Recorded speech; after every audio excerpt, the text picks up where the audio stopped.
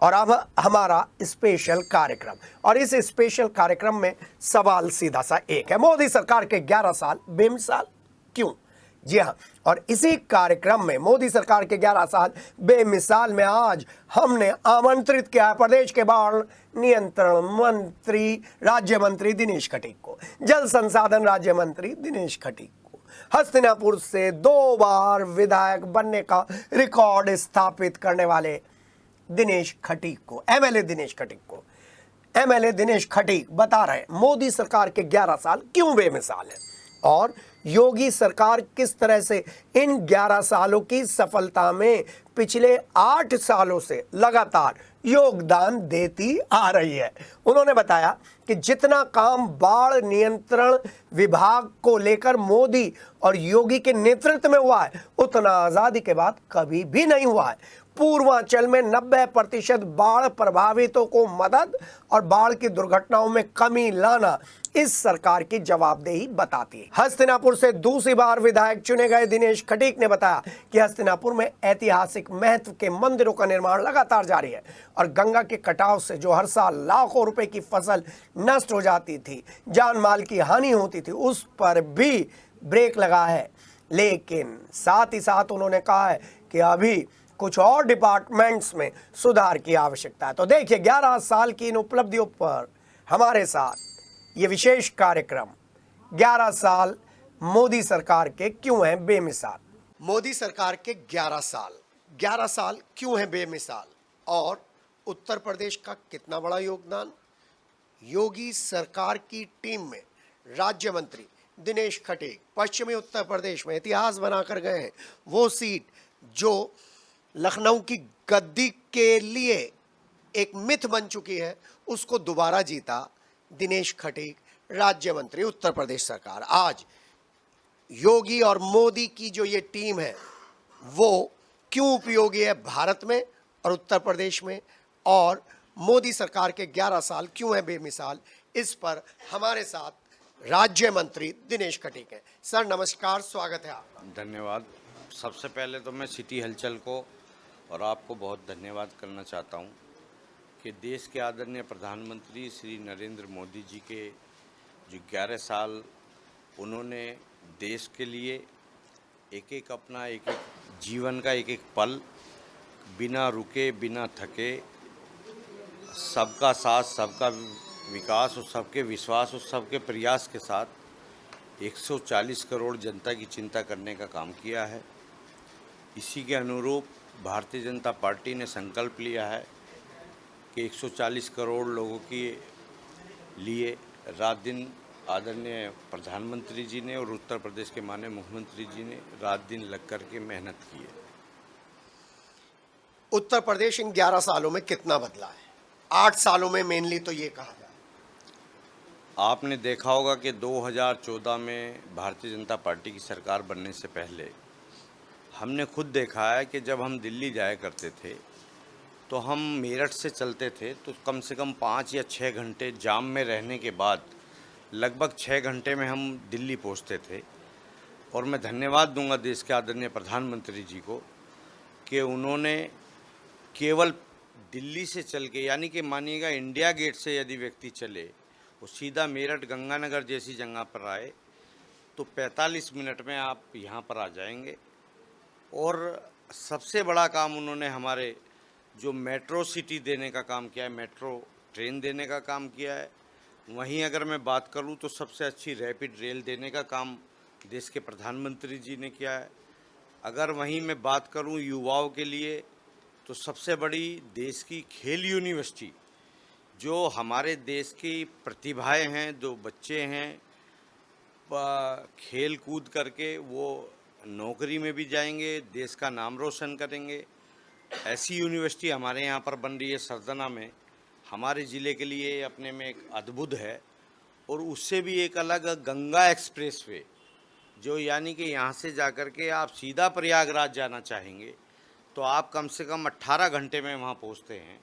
और अगर प्रयागराज आपको जाना है, जब एक गंगा एक्सप्रेसवे बन जाएगा तो आप चाहे बनारस जाइए, चाहे आप वहाँ जाइए प्रयागराज, तो आपको सबसे अच्छी सुविधा है कि आप 7 घंटे में वहाँ पहुँच सकते हैं।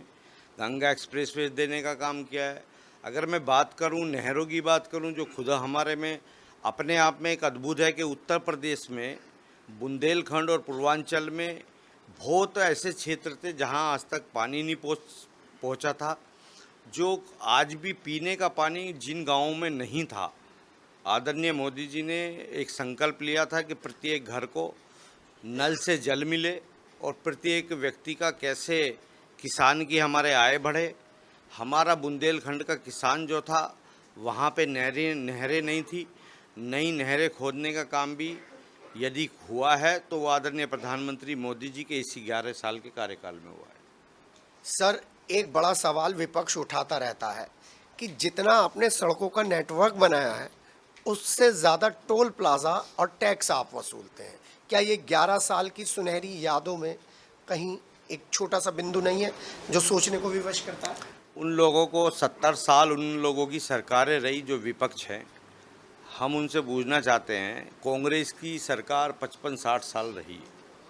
60 साल में जो टोल तो लोगों को देना पड़ेगा, अमेरिका हो, यूके हो, यूएसए हो, पूरा यूरोप हो। यदि वहाँ की अच्छी व्यवस्थाएं करनी है तो आपको टैक्स भी देना पड़ेगा। टोल टैक्स देने के लिए कोई मना नहीं करता है। वो टोल टैक्स देंगे तो क्या, इससे क्या होगा कि वो जनता पे थोड़ी पड़ रहा है। गाड़ी का भी टैक्स देता है आदमी, तो इससे क्या फ़र्क पड़ गया। हर आदमी टैक्स देने के लिए तैयार है। अगर वो 60 साल में चाहते तो वो भी बना सकते थे, लेकिन क्योंकि उन लोगों को बनाना नहीं था और उनको देश का विकास नहीं करना था। किसानों का जो यूरिया का कट्टा है वो 50 से 40 किलो का हो गया और दाम बढ़ गए। ये विरोध, ये आरोप लगा रहे हैं इन 11 सालों में विपक्ष। 60 साल में जो सब्सिडी कांग्रेस ने किसानों को दी और जो हमने मात्र 11 साल में दी, उसका अनुपात आप लगा करके देख लें कि उसके अनुपात में हमने क्या कम किया और उन्होंने क्या कम किया। मैं अगर उसकी आपसे तुलना करूं उसकी, तो कम से कम मैं समझता हूं कम से कम 2000 रुपये का हिसाब बैठता है अगर कैलकुलेशन आप करोगे। यानी कि 2000 रुपये फायदा पहुंच रहा है किसान हाँ को जी, आज की डेट में। जी। आपका हस्तिनापुर जो क्षेत्र है, वो आप 8 साल से वहां पर हैं। क्या क्या परिवर्तन हुए हैं और कैसे आपने उसको मुख्य पटल पर लेकर आए? 2017 में भारतीय जनता पार्टी की सरकार बनने से पहले बहुत बदहाल में हस्तिनापुर था, लेकिन आज मैं कह सकता हूँ कि लाखों हेक्टेयर ज़मीन वहाँ की जो बंजर ज़मीन थी, जो पड़ती भूमि थी, उसको किसान बेकार हो जाता था। अपनी फसल बोता था, बाढ़ आती थी और नष्ट हो जाती थी, कटान हो जाता था। लेकिन मैं धन्यवाद दूंगा माननीय मुख्यमंत्री श्री योगी आदित्यनाथ जी को कि उन्होंने बैराज से लेकर के और भीकुंड तक 16 किलोमीटर का लगभग बांध देने का काम किया। लगभग 100 करोड़ रुपए की परियोजना से वहाँ बांध बनवाने का काम किया और बांध बनने के बाद आज वहाँ का किसान खुशहाल है। प्रत्येक वर्ष वहाँ बाढ़ आती थी और बहुत परेशान था। वहीं अगर मैं बात करूं तो अगर आप चांदपुर जाएं, मुरादाबाद जाएं, तो वहाँ की कनेक्टिविटी लगभग यहाँ से मेरठ से आप चलोगे तो 3.5 घंटे में आप पहुँचोगे चांदपुर मुरादाबाद। लेकिन आज अगर आप जाना चाहते हैं तो आप सीधे हस्तिनापुर जाइए और हस्तिनापुर से आप चांदपुर जाइए। वहाँ जलीलपुर ब्लॉक को पार करते के साथ आप बहुत छोटा रास्ता चांदपुर पहुँच जाएंगे और आप मुरादाबाद भी जा सकते हैं, नजीबाबाद भी जा सकते हैं। आप उत्तराखंड जाएं, चाहे यूपी जाएं, सारे राज्यों की सीमाओं वहाँ से होके जाती हैं। हस्तिनापुर को टूरिस्ट सेंटर कब डेवलप करेंगे और सेंट्रल जोन से, रेलवे सेंट्रल जोन से कब उसको कनेक्ट किया जाएगा? ऐसा है, पर्यटन विभाग ने वहाँ पर काफ़ी, वहाँ का जो एक हस्तिनापुर की अपनी एक पहचान है, जो हमारी एक सनातन धर्म की पहचान है, जो भगवान श्री कृष्ण का द्वार वहाँ पर अभी मैंने बनवाया है आदरणीय मुख्यमंत्री योगी आदित्यनाथ जी के नेतृत्व में। जो भगवान श्री कृष्ण अर्जुन को उपदेश देते हुए, वो अभी रथ भी वहाँ बनने वाला है, जैसा कुरुक्षेत्र के अंदर है। ऐसी वहाँ 5 द्वार बन रहे हैं और कंस्ट्रक्शन चालू है। वो 5 पांडवों के नाम से द्वार बन रहे हैं।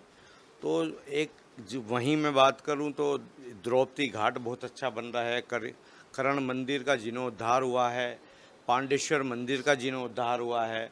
अगर मैं बात करूं तो वहीं श्रृंग ऋषि जी के आश्रम पे वहाँ भारत सरकार से काम हुआ है। अब बात करें तो गांधारी तालाब परीक्षितगढ़ में है, उसका सौंदर्यीकरण हुआ है।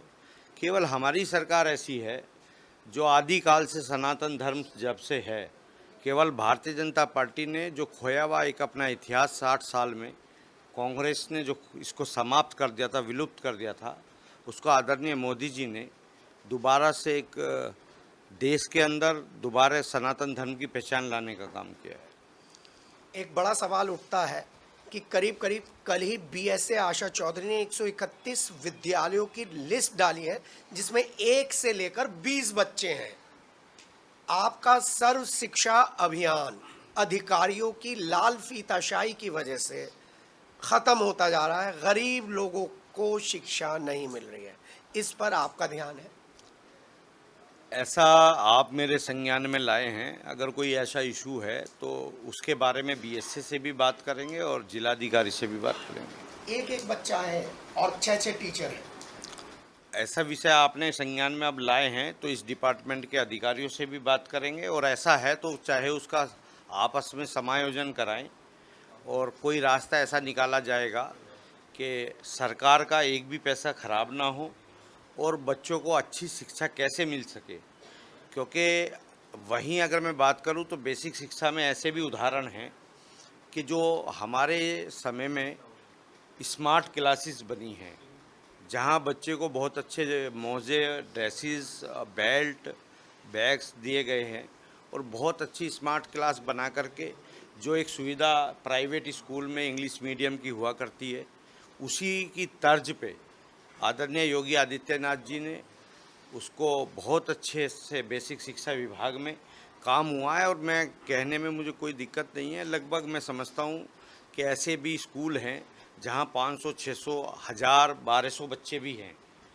हो सकता है कि उनकी संख्या पहले ज़्यादा रही हो और इस समय कम हो गई हो, तो मेरे संज्ञान में आप लाए सरकार की हों। नीति पर नहीं है। सरकार तो सेशन शुरू होने से पहले किताब, ड्रेस, स्मार्ट क्लासेस और जहां पर फर्नीचर नहीं था वहां पर फर्नीचर पहुंच रहा है। लेकिन आपकी सरकार उन अफसरों पर कंट्रोल नहीं कर पाती जिनके कंधों पर सर्व शिक्षा अभियान जैसे बहुत सारे अभियान हैं।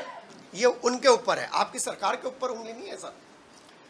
जो भी ऐसे अधिकारी हैं उनके खिलाफ कार्रवाई होगी और मैं समझता हूं कि आप जो संज्ञान में लाए हैं उस संज्ञान में लेकर के जिलाधिकारी से बात करेंगे और उनके खिलाफ सख्त कार्रवाई होनी भी चाहिए ज़रूर, क्योंकि वो जनता का पैसा है और कोई आने वाले जो हमारा भविष्य है, बच्चे हैं, उनके साथ कोई खिलवाड़ ना हो, ऐसा हमारी सरकार की प्राथमिकता है। सब पुलिस के रोल को लेकर क्या कहेंगे? कैसे चेंज हुआ इन 11 सालों में और 8 सालों में पुलिस का रोल? विपक्ष लगातार ठोको नीति, पुलिस कहती, आप लोग कहते हैं कि क्राइम सफा। 2017 से पहले आपने देखा होगा कि अगर गन्ने का किसान रात को मिल में गन्ना डालने जाता था तो उसकी बुग्गी, झोटा सब छिन जाता था। अगर किसान बैंक में पेमेंट निकालने जाता था तो ये नहीं पता कि वो वापस आएगा या नहीं आएगा, उसके साथ लूट हो जाती थी। अगर हमारी बहन बेटी कोई स्कूल गई है तो ये नहीं पता कि वो सुरक्षित वापस आएगी कि नहीं आएगी। उत्तर प्रदेश में गुंडाराज था समाजवादी सरकार के समय में, और आदरणीय मुख्यमंत्री योगी आदित्यनाथ जी ने आकर के जीरो टॉलरेंस की नीति के तहत गुंडों का सफाया करने का काम किया है। और मैं समझता हूं कि उत्तर प्रदेश की जनता त्राही थी समाजवादी पार्टी के कार्यकाल में। आज योगी आदित्यनाथ जी के समय में पुलिस को पूरी छूट दी गई है इस बात के लिए कि गुंडों का सफाया हो और उत्तर प्रदेश एक उत्तम प्रदेश बनने का काम हुआ है। पूरे भारत के अंदर योगी सरकार के बारे में उदाहरण दिए जाते हैं पूरे हिंदुस्तान के अंदर। जी हाँ, अंतिम सवाल, आप अपने क्षेत्र की जनता, हस्तिनापुर की जनता से क्या कहना चाहते हैं? इन 8 सालों में आपने कैसे परिवर्तन किया है और क्या उनसे आपको सहयोग की अपेक्षा है? हस्तिनापुर की जनता ने एक सेवक के रूप में मुझे 10 साल काम करने का मौका दिया। मुझे लगभग 8 साल, साढ़े 8 साल हो भी गए हैं। जनता का आशीर्वाद मेरे ऊपर और मेरी सरकार के ऊपर है, और हम लोग भी वो हमारा परिवार है। जनता नहीं है, वो हमारा परिवार है, और हर समाज, हर तबके से हम जुड़े हुए हैं। और भारतीय जनता पार्टी का एक लक्ष्य होता है, जो पंडित दीनदयाल उपाध्याय और डॉक्टर भीमराव अंबेडकर जी ने कहा था कि हमें अंतिम व्यक्ति की चिंता करनी है, जिसके पास शौचालय ना हो, जिसके पास अपना घर ना हो, छत ना हो, जिसके पास नल ना हो, जिसके पास आयुष्मान कार्ड ना हो, उनको ये सब सुविधा आदरणीय प्रधानमंत्री जी ने, आदरणीय मुख्यमंत्री जी ने देने का काम किया है। आज हस्तिनापुर की जनता भी इसी तरह खुशहाल है, और मैं समझता हूँ आने वाले समय में भी आदरणीय प्रधानमंत्री जी और आदरणीय मुख्यमंत्री जी के नेतृत्व में हस्तिनापुर भी चहुमुखी विकास के अग्रसर है और आगे बढ़ता रहेगा। सर, बाढ़ मंत्री के तौर पर और जल राज्य मंत्री के तौर पर आपने कैसे इस पूरे प्रदेश की सूरत बदलने में आपने और आपकी सरकार ने काम किया है? कैसे सूरत बदली? मैं कह सकता हूं कि आदरणीय मुख्यमंत्री जी ने जहां बाढ़ का बजट बहुत कम, पश्चिमी उत्तर प्रदेश की तो बद से बद हालात थे, कि जिन क्षेत्रों में लेकर के, जहां सहारनपुर से हम लोग चलते हैं, उधर हरिद्वार से हमारे यहाँ गंगा जब बाढ़ आती है तो उस समय में यहाँ बाढ़ ग्रस्त घोषित नहीं करते थे वो लोग, क्योंकि वो केवल बाढ़ घोषित करते थे पूर्वांचल को, पूर्वांचल की तरफ, पुरानी सरकारें। लेकिन आदरणीय मुख्यमंत्री योगी आदित्यनाथ जी ने प्रत्येक जिले को सर्वे करवाया। उस सर्वे करवा करके जहाँ जहाँ बाढ़ग्रस्त क्षेत्र है उसका दौरा किया, व्यक्तिगत अपने मंत्रियों को भेजा, जहाँ मंत्री नहीं थे वहाँ विधायकों को भेजा, और जाकर के सर्वे करके प्रत्येक जिले में जहाँ ज़रूरत है वहाँ बांध बनवाने का काम किया। जल से नल की योजना ये सब हमारे विभाग की है, और हेड से टेल तक सफाई हो, एक एक सिंचाई हो, कैसे किसान के खेत तक पानी पहुँचे, ये चिंता आदरणीय योगी जी ने और हमारे विभाग ने की है। और मैं समझता हूँ कि प्रत्येक वर्ष सारे रजवाए माइनर जितने भी हैं हमारे सिंचाई विभाग द्वारा सफाई कराई जाती है, जिससे हमारा किसान खुशहाल है। सर, अब फाइलों पे तो सफाई नहीं होती, कितने % कम हो गई? फाइलों पे सफाई हुआ करती थी ये बात अगर मैं अपने मुंह से कहूं तो अतिशयोक्ति होगी।